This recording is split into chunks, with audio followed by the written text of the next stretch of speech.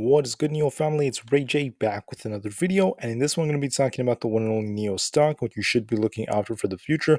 I'm also going to do some in-depth technical analysis and give you guys my price prediction for tomorrow for NIO, talk about what's going on with the market and how it may affect NIO. I'm also going to talk about some big pieces of news coming out, and also what NIO put on their Twitter page, which is still very amazing news for the long-term future. Now, before I break anything down, before I get into any more details about NIO, I still have to mention a couple of things before starting. Firstly, I'm not a financial planner. Don't take any of this as financial advice. And also, if you guys can, please smash the like button if you want to see more videos like this. It not only benefits me, it benefits the entire NIO community as a whole. And the last thing is, if you guys can, please check out the MooMoo link down below and in the description. If you sign up for MooMoo with the link down below and deposit $100 into the account, you're guaranteed up to 10 free stocks, each worth up to $2,000. And the best part is, out of the 10 free stocks, 5 are going to come from the wheel right here. So you could win 5 free AMC shares, 5 free Tesla shares, or a mix of all of them. It's a limited time offer. The offer ends in just a week and a half. Check it out before they run out. With that out of the way, let's get on with the video. So NIO was down about 0.85% for the day. I did predict it would actually close kind of flat. We ended up actually closing below 20, which is not the best of signs. So now I want to break down what under the technicals are showing. So I mentioned to you guys a couple of days ago that the market was greedy. We saw the market pretty greedy just a couple of days ago. Now it's moving on the neutral side and we're getting closer. We're slowly moving this way to the fearful side. And one of the things you're going to notice is the market makers are taking advantage of this. They're starting to short the market very hard. They're borrowing a lot of ETF shares to short lots of small caps and a lot of larger caps too. And we're starting to see the market sentiment shift. If you look at SPY, remember what I told you.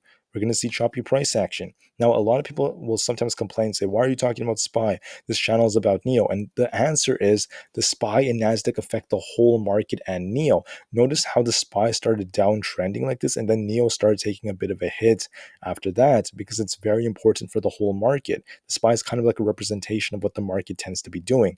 So with the SPY, we had this a pennant-like formation that was forming, and we are showing some weakness right here. We're showing some signs of more choppy price action. One good thing about SPY though is we have this gap around 429, so we could actually push up right there. But after that, I don't see us breaking past 430 that easily. I still think that if the SPY does push up a bit, it could, but I don't see it going much further than that.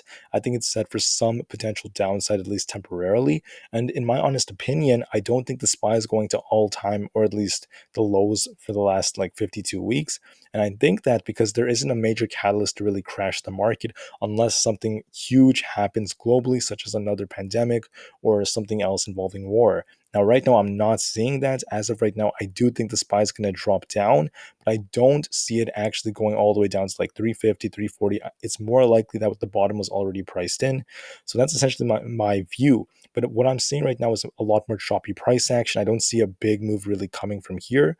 If you look at NASDAQ, similar story. It was actually green a little bit up about 0.21%. It does have a gap up here, so we will get a push up most likely soon. But besides that, I do see another rejection coming, maybe relatively soon. Tomorrow is Friday, so I don't expect the market to just rally that hard. I just see another boring sideways day again. That's just my honest opinion, some consolidation, and maybe a big move going into like next week, followed by more downside. But that's essentially how it's looking. With that said, for NIO, things are not looking the best. If you look at the charts, we got a 1348 EMA crossover. If you look on the daily, we actually got it back there, but right here, let me close my drawings real quick. You'll notice we're on the verge of getting another crossover here. We're still range trading on the daily, but I do see the trend kind of shifting to the downward direction if you look at the recent days since that last push. And it is looking a lot more bearish than bullish now. And one of the things you're noticing is we are kind of like range trading from here, but we are actually entering lower and lower ranges as time goes on. We're seeing RSI actually come down a bit. We actually were higher back here, right? But RSI, we dropped basically, and then we pushed up, and RSI actually went higher. This is showing that it's like for NIO to be overbought, it's at a lower value and it's considered overbought. That's a sign of weakness, right? And if you look at another factor like the MACD, very similar trend. Let me actually pull that up right here. If you look at the trend, we got this crossover on the daily, MACD signal line, we're coming down. Now we're kind of trading sideways from here. So I just see us basically range trading from here. Pretty boring price action from here. Let me close this out and now show you guys support and resistance levels. You could still trade this. It's just not as volatile as before. What I'm essentially saying is this.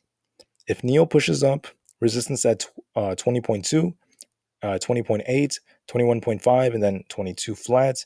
Now, we do have a gap at 21.3, so we could actually fill this next week if the NASDAQ and the SPY push up. Other than that, I see it just continuing on this trend. If we drop down 19.5, 19, and then 18.75 to 18.5 are the key ranges. And notice this right here. Look at how I told you guys 19.5 is support. These are support zones. Look at how this thing dropped. It came down to 19.51 and bounced off that, almost exactly where support was. It just goes to show that these support and resistance levels, they work. It's real. So anyways, what am I seeing for tomorrow? Well, let me show you guys.